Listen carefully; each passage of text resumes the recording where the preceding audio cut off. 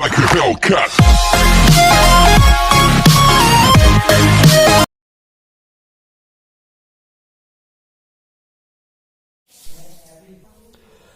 Hello friends, welcome to my YouTube channel SK hi fi study. दोस्तों, इसमें 12th intermediate UP board की chemistry लेंगे, जिसमें मैं सॉलिड स्टेट, पहला ही चैप्टर है आपका। सॉलिड स्टेट के 2 पार्ट में डाल चुका हूं, अब ये तीसरा पार्ट है, ठीक है ना। तो इसे ध्यानपूर्वक समझते हुए चलना है। और जिसने अभी तक मेरा चैनल सब्सक्राइब नहीं किया है तो वो पहले सब्सक्राइब कर लो, जैसे सारे नोटिफिकेशंस वगैरह आप तक पहुंच सकें, और बेल आइकन दबा लेना, ठीक है ना। अब लेट स्टार्ट नाउ। ध्यान से समझना, सब कुछ समझ में आएगा, जड़ तक समझ में आएगा, टेंशन मत लो, ठीक है। और ध्यान से समझते हुए चलना है। तो इसमें सबसे पहले सरल घनीय इकाई सेल लेते हैं। तो सरल घनीय इकाई सेल में क्या होता है कि सभी 8 कोनों पर जालक बिंदु होते थे। अब जालक बिंदु अणु, परमाणु या आयन है। अब अणु, परमाणु और आयन जो होते हैं, ठीक है ना, वो कैसे होते हैं? गोलाकार होते हैं। और इनसे मिलकर ये जो पूरा यूनिट सेल बन रहा है ये घनाभाकार, ठीक है ना।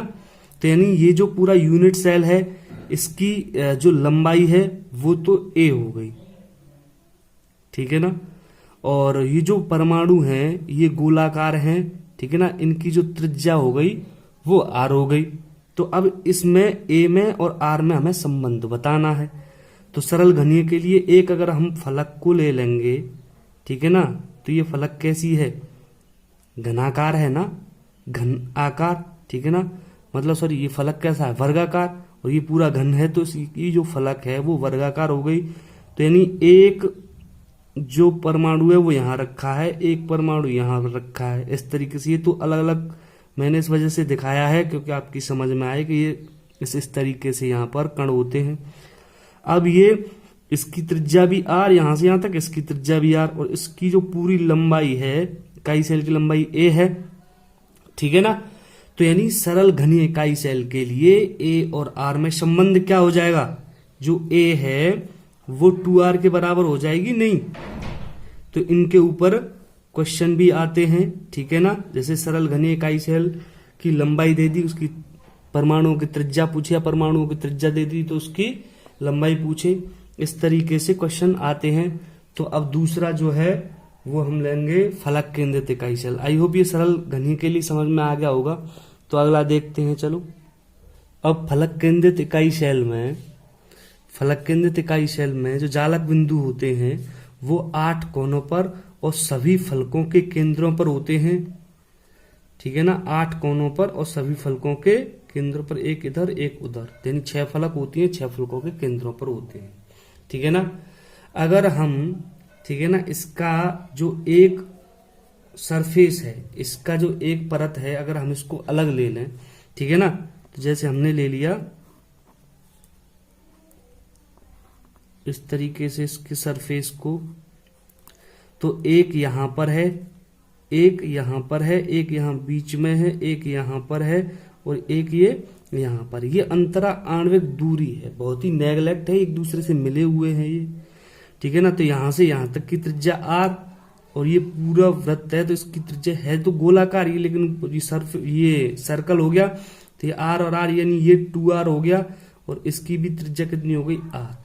तो यानी अगर ये कहाँ है? ये इसके जो वर्ग है तुम्हारा, उसके विकर्ण पर लगे हुए हैं। अब इसकी जो लंबाई है इकाई सेल की वो a, और यहां से यहां तक वो a, ठीक है ना। तो अब हम जानते हैं कि जो वर्ग का विकर्ण होता है वो कितना होता है? a√2। वर्ग का विकर्ण जो है वो a√2 ही तो होता है। तो इसको देखते हैं। तो अब इसमें जो है ये जो 4r है, ये यहां से यहां तक r है, तो 4r जो है वो किसके बराबर है? a√2 के, क्योंकि वर्ग का विकर्ण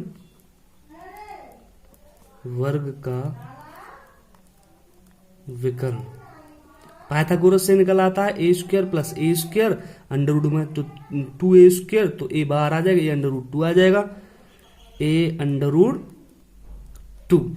अब ये जो विकर्ण है वो किसके बराबर है? यहाँ पर 4r के। यानी इसको अगर हम 4r के बराबर रख दें, ठीक है ना, तो a√2 बराबर 4r, या 4r = a√2, ठीक है ना। तो ए बराबर क्या हो जाएगा 4r/√2, ठीक है ना। जब 4r/√2 तो यानी इसको और क्या कर सकते हैं हम, √2 का ऊपर √2 के नीचे गुणा कर दो।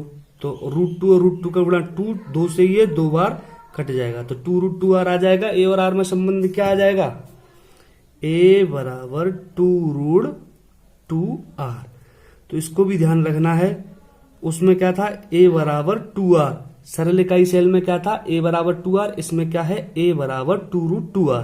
तो ये चीज हमें ध्यान में रखते हुए चलनी है, ठीक है ना। ये पूछ भी लेता है, डायरेक्ट भी क्वेश्चन पूछ लेता है कि फलक केंद्रित इकाई सेल के लिए ए तथा आर में संबंध स्थापित कीजिए, ठीक है ना। तो हम इस तरीके से कर सकते हैं, और जो क्वेश्चन आते हैं इनके ऊपर, उनके लिए हमें इनको ध्यान रखना भी जरूरी है। अब तीसरा अंतःकेंद्रित इकाई सेल लेते हैं। अब अंतःकेंद्रित इकाई सेल के लिए जालक बिंदु 8 कोनों पर और एक ये बॉडी सेंटर पर परमाणु या अणु होता है, ठीक है ना। तो यानी इसके बॉडी सेंटर पर है, तो इसका मतलब इसके मुख्य विकर्ण पर ये इधर और एक बीच में एक इधर, ये 3 परमाणु लगे हुए हैं, ठीक है ना। तो यानी यहां से यहां तक और ये पूरा और ये, यानी इसकी त्रिज्या भी आर हो गई, ठीक है ना। जैसे हमने ये ले लिए तीनों लगातार इस तरीके से लगे हुए हैं विकर्ण पर, तो यानी इसकी त्रिज्या ये आर है, ये 2r हो गई और ये आर है, ठीक है ना। तो यानी ये क्या हो गया 4r ही तो हो गई, पूरी जो त्रिज्या है इसका जो विकर्ण है 4r हो गया, ठीक है ना। और वैसे जो घन का विकर्ण होता है, घन का जो विकर्ण होता है, घन का विकर्ण वो क्या होता है a√3, ठीक है ना। घन का विकर्ण a√3 होता है और ये यहां से यहां तक क्या आ रहा है 4r, यानी जो घन का विकर्ण a√3 है वो 4r के बराबर है, ठीक है ना। तो a√3 इजुकल 4r के बराबर रख देंगे तो a और r में संबंध निकल के आ जाएगा। तो a बराबर क्या आ जाएगा, a बराबर 4r/√3, ठीक है ना। तो इसको भी ध्यान में रखते हुए चलना है।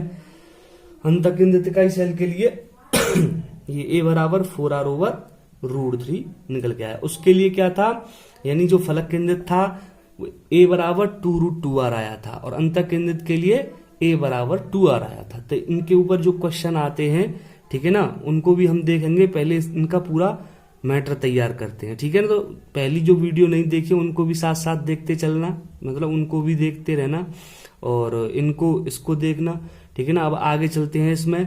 उससे पहले अभी तक जिसने मेरा चैनल सब्सक्राइब नहीं किया है तो उसको सब्सक्राइब कर लो, सारा मटेरियल मिलेगा यहाँ पर, ठीक है ना। और अच्छे परसेंटेज तुम यूपी बोर्ड 12th में ला सकते हो, ठीक है ना। तो चलो आगे चलते हैं। अब आता है दोस्तों संकुलन गुणांक यानी पैकिंग फ्रैक्शन। अब पैकिंग फ्रैक्शन क्या होता है कि जो पूरी यूनिट सेल बनी है, ठीक है ना, तो किसी यूनिट सेल में उपस्थित परमाणुओं द्वारा घेरे गए आयतन और इकाई सेल के कुल आयतन के अनुपात को हम पैकिंग फ्रैक्शन यानी संकुलन गुणांक कहते हैं, ठीक है ना। तो जो इकाई सेल है उसमें परमाणु किस प्रकार के हैं, गोलाकार।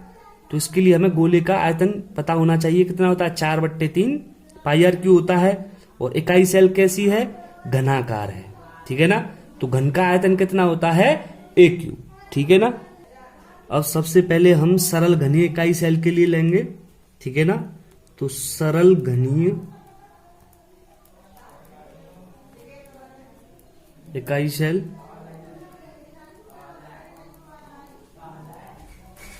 ठीक है ना, इसके लिए पैकिंग फ्रैक्शन हम लेते हैं, ठीक है ना।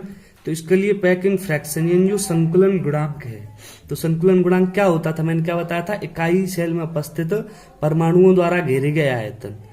अब मुझे एक बात बताओ, जो सरल घनीय इकाई सेल था उसमें टोटल परमाणु यानी जेड का मान कितना होता था, 1 होता था, क्योंकि 8 कोनों पर इंटू 1/8 यानी 1 निकल के आता था प्रति इकाई सेल परमाणुओं की संख्या, ठीक है ना। तो केवल एक ही उसमें परमाणु है, तो यानी इसका मतलब एक ही गोला है, ठीक है ना। तो उसमें जो परमाणु द्वारा घेरा गया आयतन कितना है, एक गोला है, 4/3 πr³ उसका आयतन, ठीक है ना।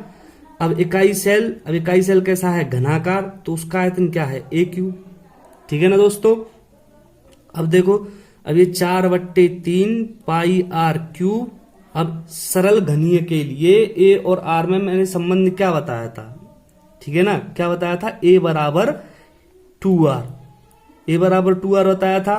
तो यहां से यहां रख सकते हैं, तो ये 2r का क्यूब हो जाएगा। तो ये समझने के लिए पिछली दूसरी वाली जो वीडियो है उसको जरूर देखना, ठीक है। तो यानी अब इसको करो आगे, फिर 4/3 पाई आर क्यूब ओवर 2 दूनी 4 दूनी 8 हो जाएगा ये, ठीक है ना, 8r क्यूब हो जाएगा। आर क्यूब से ये r क्यूब हट जाएगा और 4 से इसके नीचे अगर 1 मान लो तो 4 दूनी 8 हो गया ये, ठीक है ना दोस्तों। तो यानी पाई बाई 6 हो जाएगा, ये पाई ऊपर और 3 दूनी 6, तो कितना हो जाएगा, पाई बाई 6। अगर इसको और अगर हम आगे सॉल्व करेंगे, ठीक है ना, तो 22/7 इस पाई का मान रख सकते हैं हम यहाँ पर, तो 22/7 42 हो जाएगा ये, ठीक है ना। अगर हमने 22, अब इसको और अगर हल्का करेंगे तो ये 11/2 दूनी 4, 2 एकम 2, तो 11/21। तो 21 का 11 में अगर हम भाग देंगे, ठीक है ना, तो 21 का 11 में भाग दोगे तो न जाने कि 0 पॉइंट लगा के यहाँ पर 0 बढ़ा ली, तो 21 पंजे 105 होता है, ठीक है ना दोस्तों। तो यानी कितना बचा यहाँ पर, 5 बचा, फिर एक और 0 बढ़ा ली, 21 दूनी 42, ठीक है ना। तो पॉइंट के 2 अंक बाद हम निकाल लेंगे, तो 0.52 आ गया ये, 0.52, ठीक है ना। अब इसके साथ साथ इसमें ये भी ले लो कि यानी जो सरल इकाई सेल है उसमें जो परमाणुओं द्वारा घेरा गया आयतन है, यानी जो संकुलन गुणांक है, परमाणु द्वारा घेरा गया जो आयतन है उसका परसेंटेज और खाली आयतन परसेंटेज क्या होगा, ठीक है ना। क्योंकि भाई देखो, परमाणुओं द्वारा जो घेरा गया है उनके बीच में कुछ ना कुछ जगह जरूर अंतराणविक दूरी जो होती है, उनके बीच में जो रिक्त स्थान रह जाते हैं, तो वो भी तो रिक्त स्थान है, तो वो हमें रिक्त स्थान का जो वो अलग निकालना पड़ेगा। परमाणु द्वारा आयतन कितना घेरा जा रहा है वो हमें पता होना चाहिए। तो यानी ये जो संकुलन गुणांक आ गया तुम्हारा 0.52, ये क्या आया था, ये भाई जो परमाणु द्वारा टोटल घेरा गया आयतन है और जो कुल आयतन है, ठीक है ना, उसका ही तो अनुपात आया है। अगर उसमें मान लो हम 100 का जो गुणा कर देंगे तो उसका परसेंटेज आयतन एरिया ऑक्यूपाइड आ जाएगा, यानी सॉरी वॉल्यूम ऑक्यूपाइड, ठीक है ना। यानी कैसे, किस तरीके से, देखो जिस तरीके से तुम्हारा जैसे मान लो 12th में 500 का वो होता है पूर्णांक, ठीक है ना, 500 का पूर्णांक होता है, उसमें से आपने सभी ने मान लो 400 अंक प्राप्त कर लिए, ठीक है ना। यानी टोटल पूर्णांक 500 था और 400 प्राप्त कर लिए, इसमें 100 का गुणा करके तभी तो परसेंटेज निकालते हो कि तुमने कितनी परसेंटेज प्राप्त करी, ठीक है ना। उसी प्रकार इसमें जो परमाणु है उनके द्वारा जो घेरा गया आयतन है दोस्तों, ठीक है ना, परमाणु द्वारा घेरा गया आयतन और कुल आयतन का अनुपात ही तो यहाँ पर निकलता है। अगर इसमें 100 का जब अगर हम गुणा कर देंगे तो परमाणु द्वारा घेरा गया आयतन प्रतिशत आयतन निकल के आ जाएगा। तो परसेंटेज वॉल्यूम ऑक्यूपाइड, ठीक है ना, तो वो इसमें 100 का गुणा करेंगे तो वो कितना आ जाएगा, 52%, ठीक है ना। और जो रिक्त स्थान यानी रिक्त आयतन कितना आ जाएगा, ठीक है ना, रिक्त आयतन जो है, रिक्त आयतन वो तुम्हारा यानी पूरा टोटल 100 होता है, 100 में से 52 गया तो 48% आ जाएगा। यानी इस तरीके से पूछ लेता है एग्जाम्स में, तो ये कंसेप्ट ध्यान से समझते हुए चलना है दोस्तों, ठीक है ना। अब हम अगला लेते हैं, अब फलक केंद्रित लेंगे। अब फलक केंद्रित इकाई सेल में जो परमाणु टोटल परमाणु जो होते थे, ठीक है ना, फलक केंद्रित एक पूरा यूनिट सेल है, उसमें टोटल परमाणु जेड का मान कितना होता था दोस्तों, जेड का मान 4 होता था। क्योंकि उसमें क्या होता था कि सभी 8 कोनों पर जालक बिंदु होते थे, तो उससे 8 × 1/8 से 1 निकल के आता था, और सभी 6 जो फलक हैं उन पर होते थे, तो जो प्रत्येक फलक है उस पर 1/2 आता है, तो 6 × 1/2 से वो 3, यानी टोटल 4 निकल के 4 परमाणु टोटल निकल के आते थे उस यूनिट सेल में, यानी फलक केंद्रित इकाई सेल में, ठीक है ना। तो 4 परमाणु यानी 4 गोले हैं, तो 4 गोलों का जो आयतन हो जाएगा वो 4 × 4/3 पाई r क्यूब हो जाएगा, 4 इंटू 4/3 पाई आर क्यूब हो जाएगा, ठीक है ना। 4 गोले हैं तो, और इकाई सेल जो है वो क्या है, घनाकार, तो उसका ए क्यूब, ठीक है ना। तो दोस्तों यानी 4 चौके 16 हो जाएगा, ये 16 पाई आर क्यूब ओवर 3, ठीक है ना। अब फलक केंद्रित के लिए ए और आर में जो संबंध होता था वो क्या होता था, ए बराबर 2√2r, पीछे मैंने बताया है, यानी ए बराबर 2√2r, तो ए की जगह पर 2√2r अगर हम कर देंगे यहां पर तो ये हो जाएगा, ठीक है ना। तो यानी ये कितना हो जाएगा, 16 पाई आर क्यूब ओवर 3। अब इसमें 2 दूनी 4 दूनी 8, 8 दूनी 16, ठीक है ना। यानी √2 का गुणा 2 और एक √2 और बचा, और ये 8 दूनी 16, तो 16√2r क्यूब हो जाएगा ये, ठीक है ना। तो यानी आर क्यूब से ये आर क्यूब कट जाएगा, ठीक है ना। तो 16 से ये 16 कट जाएगा, तो यानी क्या बचेगा, पाई ओवर 3√2, ठीक है ना। तो जो पाई ओवर 3√2 यानी पाई का मान वैसे यहीं पर छोड़ दो अगर पूछता है तो, अदरवाइज हमें परसेंटेज एरिया ऑक्यूपाइड निकालना है, ठीक है ना। तो इसमें पाई बराबर 22/7 रख दें, ठीक है ना। तो 22/7 7 इंटू 3 इंटू √2 कर सकते हैं हम, तो यानी 7 21 हो जाएगा ये, तो 22/21 √2। अब √2 का ऊपर कर दें गुणा और √2 का नीचे कर दें, √2 ये यहाँ पर है ही, √2 का नीचे गुणा कर दें, ठीक है ना। इसका यानी कितना हो जाएगा, 22√2 ओवर 21 दूनी 42 हो जाएगा, 2 से ये 11 बार और 2 से ये 2 दूनी 4, 2 एकम 2, तो 11/21 हो जाएगा, ठीक है ना दोस्तों। तो 11/21 जो हो रहा है, तो 11 में पहले हम 21 का भाग दे लें, तो यानी 21 ना जाने की 0 पॉइंट लगा के 0 बढ़ा ली, 21 पंजे 105 हो जाता है, ठीक है ना। फिर कितना हो जाएगा ये 5 बचेगा, फिर एक और 0 बढ़ा ली, तो 21 दूनी 42 हो जाएगा ये, ठीक है ना। तो यानी 0.52, ठीक है ना, इसका ये आ गया, और √2 बचा। √2 का मान क्या होता है दोस्तों, 1.414। अगर हम इसमें मान लो गुणा कर दिया 1.414 का, ठीक है ना। तो चलो करते हैं, तो 0.52 इसका गुणा कर दो 1.414 में, ठीक है ना। तो करो गुणा, 4 दूनी 8 और 2 एकम 2, 4 दूनी 8, 2 एकम 2, ठीक है ना। 5, तो 5 चौक 20 की 0 हासिल के 2, 5 एकम 5 और 2 7 हो जाएगा, 5 चौक 20 और 2 5 चौक 20 की 0 और 5 एकम 5 और 2 7 हो जाएगा, ठीक है ना। तो ये कितना आ जाएगा, 8 2 और 7 और 8 15, 5 1 3 और ये 7, ठीक है ना। तो 73.528 आ जाएगा, ठीक है ना। 73.528 अब ये 5 है, ठीक है ना। तो इसको लगभग 74% कर सकते हैं दोस्तों, ठीक है ना। 74 कर सकते हैं। अभी ये पॉइंट भी तो लगाना है, तो 1 2 3 4 5, ठीक है ना। तो 1 2 3 4 5 यहां पर आएगा ये पॉइंट, ठीक है ना, यहाँ क्यों आएगा, ठीक है ना। तो यानी ये कितना हो जाएगा, लगभग 74, ठीक है ना। तो अब परसेंटेज एरिया ऑक्यूपाइड अगर हम निकालें, परसेंटेज एरिया ऑक्यूपाइड, ठीक है ना। तो इसमें 100 का गुणा यानी 74%, ठीक है ना। और जो रिक्त स्थान है वो कितना परसेंट आ जाएगा उसमें, यानी रिक्त स्थान 100 में से 74 यानी 26, तो यानी 26% वो आ जाएगा। इस तरीके से जो पूछता है उसको हम कर सकते हैं। फलक केंद्र था 4 थे भाई, देखो एक बार और देख लो इसको पूरे को, ठीक है ना। फलक केंद्र था 4 परमाणु थे, जो प्रत्येक परमाणु उसका आयतन 4/3 पाई आर क्यूब ए क्यूब। अब हमने फलक केंद्र के लिए ए बराबर 2√2 निकाला था, तो उसके लिए इसको सॉल्व किया यहाँ पर। तो इसको सॉल्व करते गए हम, ठीक है ना। तो यहाँ पर गुणा कर दिया, ये यहाँ पर ये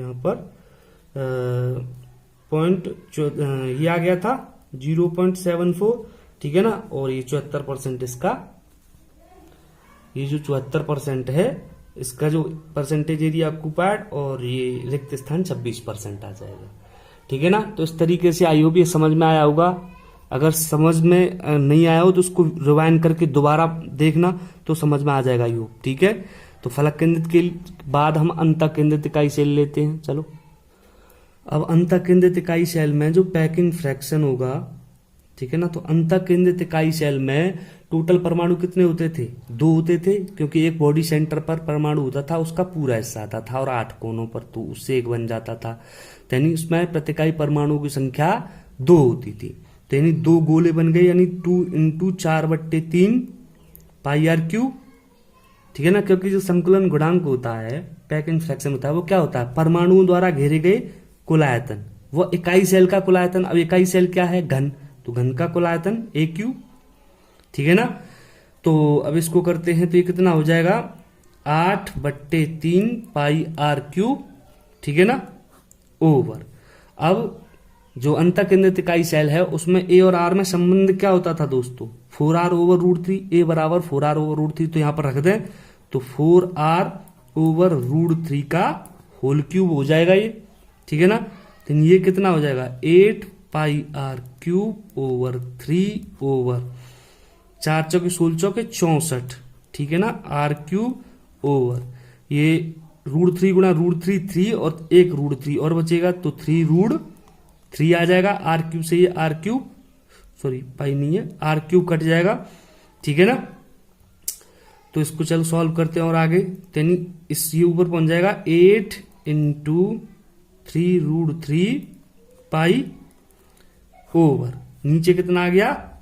3 × 64 है ये, 3 से ये 3 कट गया, 8 8 64 हो जाएगा, ठीक है ना। तो यानी कितना आ जाएगा ये?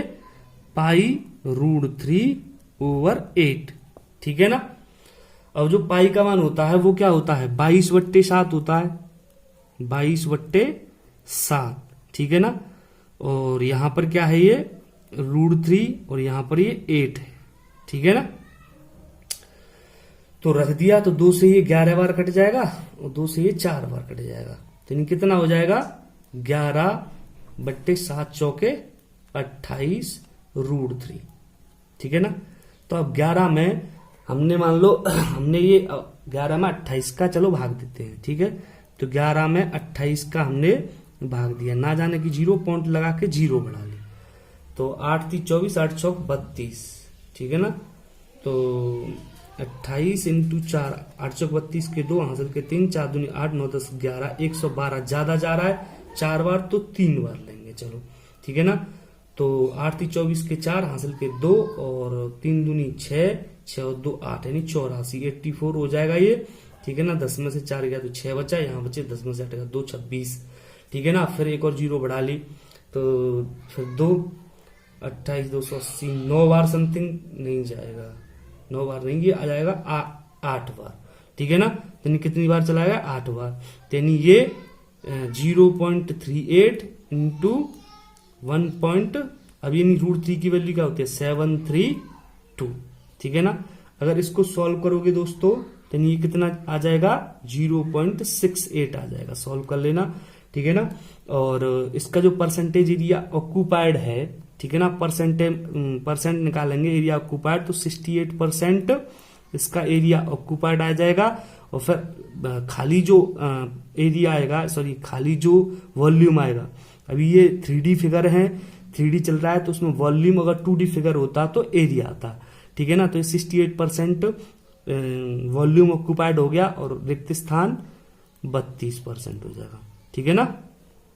ये वॉल्यूम ऑक्यूपाइड परमाणु द्वारा घेरा गया आयतन और ये रिक्त स्थान, ठीक है ना। तो आई होप ये क्वेश्चन, सॉरी ये कंसेप्ट आप सभी की समझ में आए होंगे, ठीक है ना। चलो फिर आगे चलते हैं, इनके ऊपर कुछ 1-2 क्वेश्चन करते हैं, फिर आगे का पार्ट बनाएंगे, ठीक है ना दोस्तों। तो जिसने अभी तक चैनल सब्सक्राइब नहीं किया है तो उसको सब्सक्राइब कर लो, लाइक किया करो, ठीक है ना। तो चलो आगे देखते हैं। तो अब इस क्वेश्चन में क्या कह रहा है ये देखो, अगर किसी परमाणु की परमाणविक त्रिज्या यानी आर इजुकल यानी कितना दे रखा है 75 पिकोमीटर, ठीक है ना, और उसके क्रिस्टलीय ठोस अवस्था की इकाई सेल अंतःकेंद्रित है, तो इकाई सेल की लंबाई ए बराबर हमें क्या करनी है, ज्ञात करनी है। तो मैंने तुम्हें बताया था कि जो अंतःकेंद्रित इकाई सेल होती है उसमें ए और आर में संबंध क्या होता है, ए बराबर 4r/√3। इन जो परमाणु त्रिज्या पिकोमीटर में दे रखे तो इकाई सेल की लंबाई भी पिकोमीटर में निकाल दो, ठीक है ना। यानी इसमें देखो रखते हैं, यानी 4 इंटू आर की वैल्यू कितनी दे रखी है 75/√3, ठीक है ना। यानी 75 चौके 300 हो जाएगा, ठीक है ना, तो 300/√3, ठीक है ना।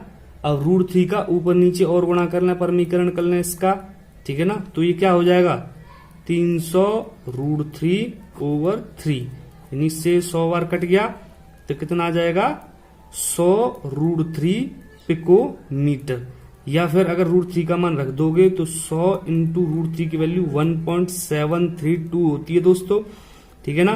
यानी ये कितना हो जाएगा 173.2 पिकोमीटर, ठीक है। इसका आंसर आ गया दोस्तों, ठीक है ना। आई होप ये समझ में आया होगा, ठीक है ना। सबसे पहले वही अंतःकेंद्रित के लिए ए और आर में संबंध क्या होता है वो सीधा सीधा लगा दिया, कुछ है इसमें नहीं है, ठीक है ना। एक अगला क्वेश्चन और देखते हैं। इस क्वेश्चन में क्या कह रहा है वो, यानी सोडियम, एक सेकंड, सोडियम धातु जो क्रिस्टलीय ठोस अवस्था में पाया जाता है, अगर इस क्रिस्टलीय ठोस अवस्था की इकाई सेल फलक केंद्रित है, ठीक है ना, कैसी है फलक केंद्रित FCC। अगर इकाई सेल की लंबाई 10 पिकोमीटर है तो इकाई सेल की त्रिज्या ज्ञात करनी है। तो जो इकाई सेल है वो किस प्रकार की है, FCC या फलक केंद्रित घनीय है। तो फलक केंद्रित घनीय के लिए ए बराबर क्या निकालते थे हम 2√2r, ए बराबर क्या आता था 2√2r आता था, ठीक है ना। अब इसमें जो इकाई सेल की, जब इकाई सेल की लंबाई 10 पिकोमीटर दे रखी है तो 10 यहां पर इकाई सेल की लंबाई रख दी, तो 2√2 हमें परमाणु त्रिज्या पूछी है, ठीक है ना, तो ये r रख दिया, ठीक है ना। तो 2 से ये 5 बार कट गया, ठीक है ना। तो r इजुकल कितना आ जाएगा 5/√2 आ जाएगा। √2 का ऊपर कर लो गुणा और √2 का नीचे गुणा कर लिया, ठीक है ना दोस्तों। तो ये कितना आ जाएगा 5√2/4 आ जाएगा, ठीक है ना, पिकोमीटर। अगर इसमें √2 की वैल्यू रखना चाहते हो तो वो रख सकते हो। यानी पहले 5 में हमने 4 का भाग दिया, तो 4 एकम 4, 1.0, 4 दूनी 8, ठीक है ना। यानी 1.2, तो 1.2 इंटू 1.414। अब इसमें अगर हम गुणा करें तो 1.414 इंटू 1.2, तो 4 दूनी 8, 2 एकम 2, 4 दूनी 8, 2 एकम 2, ठीक है ना। 1 चौके 4, 1 एकम 1, 4 1, 8 6 8 1 9, 4 2 6 1, 4 अंक बाद 1 2 3 4, तो 1.69 कितना आ जाएगा 1.69 पिकोमीटर। ओके दोस्तों, कोई प्रॉब्लम नहीं होनी चाहिए, ये इसका आंसर आ गया। इस तरीके से हम इस प्रकार के क्वेश्चन आते हैं एग्जाम्स में और हर बार आते हैं दोस्तों, तो इसको समझते हुए चलना है। आगे मैं फिर डेंसिटी लेके आऊंगा, इसका चौथा पार्ट और बनेगा भी, ठीक है ना। तो ये चैप्टर पूरा कवर हो जाएगा, उसके बाद फिर अगला चैप्टर लेके आएंगे। और जिसने अभी तक मेरा चैनल सब्सक्राइब नहीं किया है तो वो उसको सब्सक्राइब कर लो, क्योंकि सारे नोटिफिकेशन तुम्हारे पास पहुंच सके और जो बहुत ही अच्छे कंसेप्ट हैं और अच्छी तरह तुम्हारे पास पहुंच जाएंगे, ठीक है ना। तो ठीक है दोस्तों, लाइक शेयर कमेंट करना बिल्कुल भी मत भूलना। ओके।